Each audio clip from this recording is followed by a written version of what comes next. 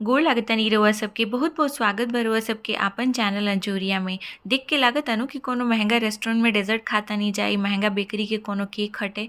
बाकी जानतानी इ सब बनावल घर पे ना बहुते आसान बाटे आ बहुते सस्ता में बन जाला। त ए वीडियो में हमनी के देखे के कि हमनी के कैसे आटा से केक बनावल जाई आ बिना ओवन के बनावल जाई, इडली वाला कुकर में बनावल जाई। ओकरा बाद कैसे एकरा पे नु चॉकलेट के जौन बाटे लेयरिंग कइल जाई आ कैसे एकर अइसन माने जौन शाइनी वाला जौन बाटे चमचमात जौन चॉकलेट के लेयर बना उ लगावल जाई आ कैसे ओकरा के हमनी के एकदम स्टाइल में महंगा तरीका से जौन बाटे परोसल जाई। लोग देख के नु एकदम चौंक जाई आ खा के तारीफ करत ना थाकी। तो चली बनावे शुरू कइल जाओ। तो एकरा खातिर देखी हम ले बानी 3/4 कप दही, माने 1 कप में तनी मनी कम।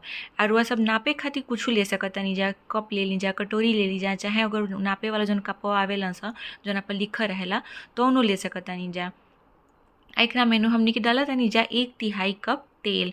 आ तेल जब लेवे के बाटे नु तो रिफाइंड तेल ले सकतनी जा, तेज जौन खुशबू वाला तेल होखेला तौन नहीं खेलेवे के। एकरा में 3/4 कप जौन बाटे जौन चीनी डलाई। हमारा के उजरका चीनी ना रहल जैसे हम ब्राउन चीनी डाल देनी है, वह सबके पास जौने होखे तौनो डाल दी जा। आ गुड़ो डाल सकतनी जा अगर चीनी नहीं खेता। आ सब चीज़ के ना एकदम अच्छा से मिला लेवे के बाटे। चीनी जौन बाटे एकरा में अच्छा से मिल जाए के चाही, घुल जाए के चाही। ओकरा बाद देखिए अब एकरा में हमनी के डालल जाई आटा। तो हम 1.5 कप आटा एकरा से नाप के लेतानी, वही कप से। आ जानतनी एक ही कपवा से मई चीज़ के नापे के बाटे, तो अलग अलग बर्तन नहीं के यूज़ करे के।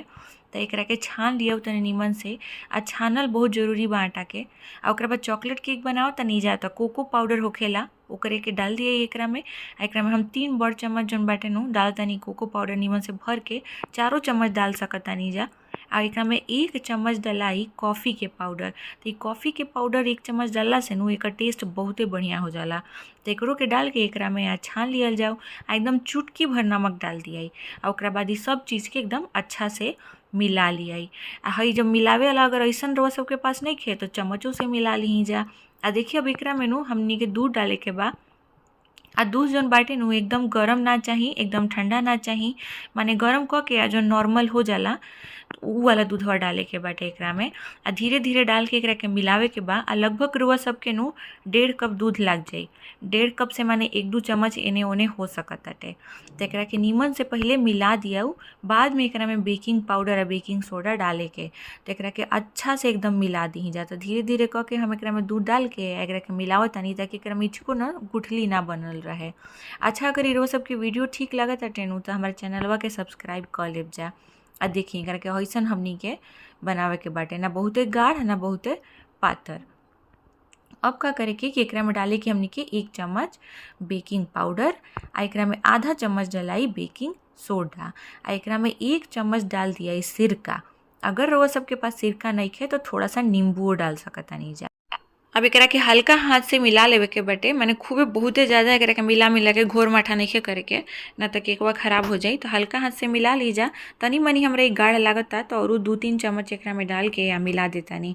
ओकरा बाद हमनी के एकरा के केक टिन में डाल दिए। तो केक टिन रउआ सबके पास ना होई नु तो कोनो माने गहरा जौन स्टील वाला टिफिनवा होखेला सा ओहनी में धइल जा सकता, चाहे कोनो पतीला होखे छोट पतीला तो ओकरो में हो सकताटे। एकरा में हम बटर पेपर लगौले बानी जौन की बेकिंग खातिर इस्तेमाल कइल जाला। अगर ये बटर पेपर ना होखे तो बस खाली तेल लगा के आ ओकरा बाद डालल जा सकता, आराम से बन जाई।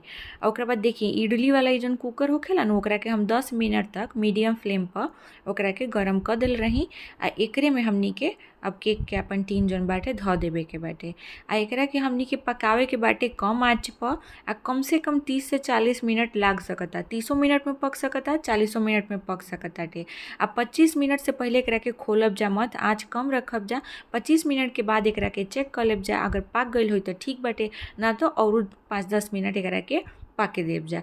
चली तब तक हमनी के चॉकलेट की तैयारी कर जाओ। तो एकरा खातिर अमूल वाला जो डार्क चॉकलेट आवेला तवन ले बानी। एकरा के काट के एकरा में क्रीम मिलावे के बाटे। तो 3/4 क्रीम मिलावत तनी हम। आ एकरा में 1 चम्मच बटर मिलाई। आ ओकरा बाद एगो बर्तन धरब नीचे जोना में गरम पानी रही, आ ऊपर एकरा के धो देब। आ ओकरा बाद ओ पनिया के गर्मी से ही पिघल जाई। एकरा के सीधे गैस पर नइखे रखे के। अच्छा 30 मिनट हो गइल बाटे। अब हम देखत तनी केकवा के बनल बा कि ना। तो एकरा के नु एगो लकड़ी डाल के जौन टूथपिकवा आवेला तो ओना से चेक कइल जाताटे। तो एकदम ई ना एकदम हमरा बुझाता कि एकदम अच्छा से पाकी गइल बाटे। देखिए एकदम साफ निकलल बाटे, एकरा मतलब कि पाकी गइल बा। तब एकरा के निकाल के ठंडा होखे खातिर धो दिए। ठंडा होखे खातिर एकरा के हम कपड़ा से तोप देले बानी, ना तो सुखा जाला केकवा। आ जब ई ठंडा हो जाई तब तनी चाकू के मदद से साइड साइड ले एकरा के तनी तो लूज कर लिये आ ओकरा बाद एकरा के प्लेट में धो के आ उल्टा कर दिए तो एकदम अच्छा से निकल जाई। देखी ऐसे ही कर लेवे के बाटे। देखी कितना बढ़िया से भी निकले वाला बाटे।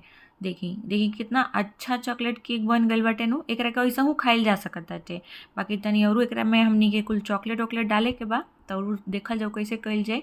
तो देखी चीनी के आ पानी के घोर लेले बानी आ एकरा के घोर के अब एकरा ऊपर डाल दिए। काहे कि केक हमनी के बार बार फ्रिज में रखे के बाटे नु तो सूखा जाई। ऐसे एकरा के नु थोड़ा सा एकरा के मुलायम कइल जाला। तो मुलायम करे खातिर एकरा में या तो जूस डाल दियाला, ना तो चीनी पानी के जौन रस बा तो एकरा में डाल के एकरा के नरम रखल जाला ताकि अंदर से एकदम नरम रहो, अंदर से एकदम सुखाए मत। तो ओकरा बाद का हुई, अब एकरा पर हमनी के लगावल जाई चॉकलेट। तो जौन चॉकलेटवा जौन हमनी के मेल्ट करके धइले रहनी जा, ये ऐसने बाटे, ऐसन मेल्ट भइल बा, एकदम पातर नइखे। नाही तो ढेर गाढ़े बाटे या नहीं तो ढेर पातरे बा। अगर मान ली कि ई ढेर गाढ़ा हो गइल नो तो एकरा में 2-3 चम्मच गरम दूध मिला देव जा तो ई पातर हो जाई। माने ऐसने चाही कि हमनी के आराम से एकरा के चम्मच से एकरा पर लगावल जा सके। अगर ढेर पातर लागत ताटे नु तो एकरा के थोड़ी देर फ्रिज में रख देव जा तो ई गाढ़ हो जाई। आ एकरा के नु मने गरम नइखे डाले के केक के ऊपर। चम्मच से ना तो कोनो चाकू से, हमारा पास ई बटर नाइफ रहल ह, ओकरे से हम एकरा में चारों तरफ लगा देतानी। तो एकरा के अच्छा से चारों तरफ लगा दियाई। जेने भी टूटल फाटल तनियो मनी लौकत होई ओकरा के चॉकलेटवा से एकदम अच्छा से कवर कर दिए। तो एकरा से का होई नु तनी हमनी के जौन गाढ़ा चॉकलेटवा लगले बनी जा कि एकर जौन शेपवा बाटे ना वो बड़ा अच्छा से बन जाई। एकरा के फ्रिज में धो दिए हमनी के 1 घंटा से 2 घंटा खातिर, कम से कम 1 घंटा खातिर धरब जा। तो ओकरा बाद जौन बाटे कि आगे के काम कइल एकरा पर बहुते आसान हो जाई। माने सुंदर सा एगो शेप बन जाई। ई जो चॉकलेटवा लगावत नहीं जा तो एकरा में ज़्यादा फिनिशिंग के जरूरत नहीं है। बस हमनी के नॉर्मल एकरा के कवर कर देवे के बाटे। आ उतना फिनिशिंग के जरूरतों का बाटे। आदमी घर खातिर बनावता, प्यार से बनावता, अपना परिवार खातिर बनावता, तो एकदम परफेक्ट नहीं रही तो चली। कौन जरूरी नहीं है कि एकदम वो बेकरी ऐसन लागी। बाकी एकर टेस्ट जौन बाटे ना उ बहुते बढ़िया लगी, सबके उके पसंद आवे वाला बाटे घर पे। तो देखिए ऐसे ही चारों ओर से एकरा के अच्छा से हमनी के चॉकलेट फैला के अब एकरा के फ्रिज में धो दियाई।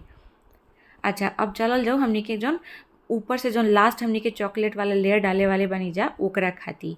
तो एकरा खातिर 1 कप दूध ले लेले बानी। और जब दूधवा गर्म हो जाई नु तो कुछ 70 से 100 ग्राम के बीच में होई। एकरा के नपले नहीं खी, उतना चॉकलेट होई। एकरा में डाल के लगातार चला के एकरा के पिघला लियाई।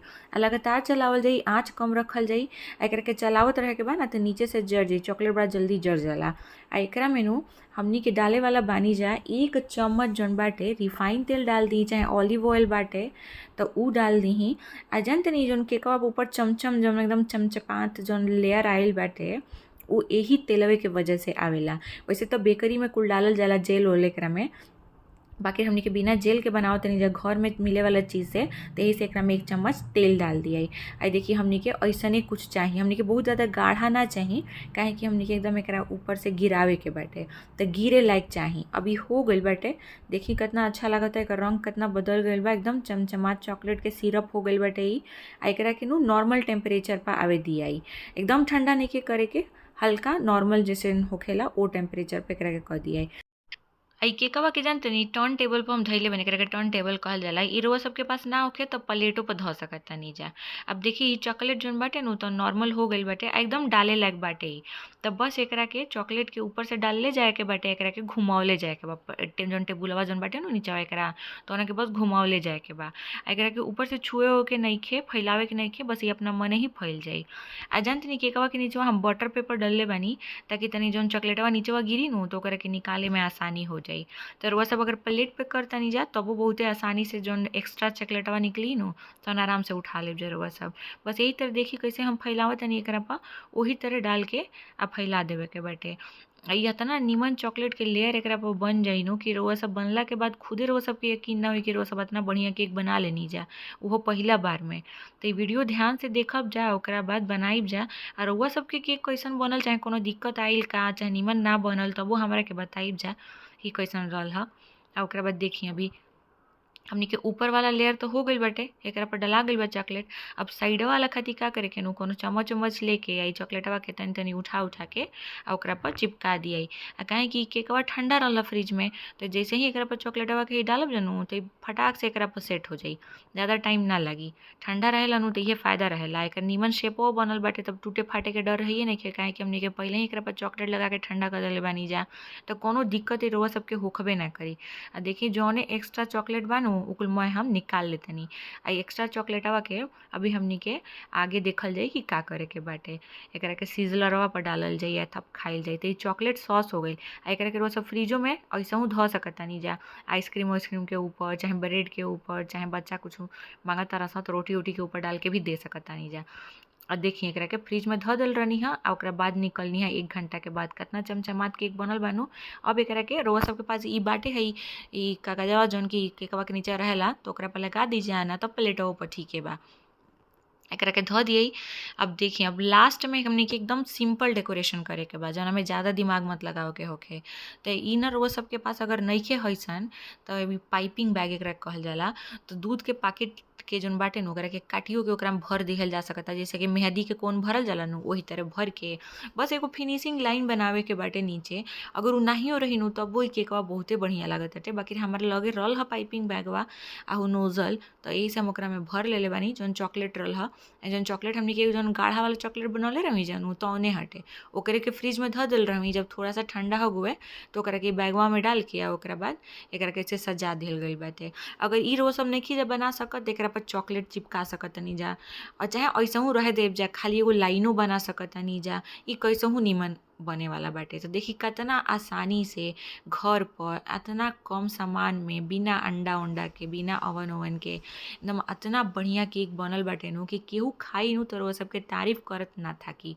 ई बहुते बढ़िया बनल बा। चलिए अब एगो सिजलर प्लेट ई अगर रउआ सबके पास बाटे तो ओकरा के गरम क के, जैसे तवा गरम कइल जाला वही तरह केक धऽ दियई आ आइसक्रीम धऽ दियई। वनीला आइसक्रीम हटे, एकरो रेसिपी रउआ सबसे बहुत जल्दी हम शेयर करे वाला बानी। आ एकरा के धऽ के आ ओकरा बाद हमनी के जौन चॉकलेट सॉसवा रहल ह नु जौन ओकरा पर डलले रहनी है जा, तौने एकरा ऊपर से डाल दियई। आ ई देखी प्लेटवा इतना गरम बानू कि एकरा ऊपर एकदम देखी भाप आवताटे। एकरा के हाथ से नइखे छुए के, बहुते गरम बा। आ एकरा ऊपर जौन छोटा छोटा टुकड़ा करके मूंगफली के आ ना तो बादाम के छोटा छोटा टुकड़ा डाल दियई नु, तब देखी बन गेल एकदम बेकरी वाला महंगा जौन बाटे हमनी के डेजर्ट।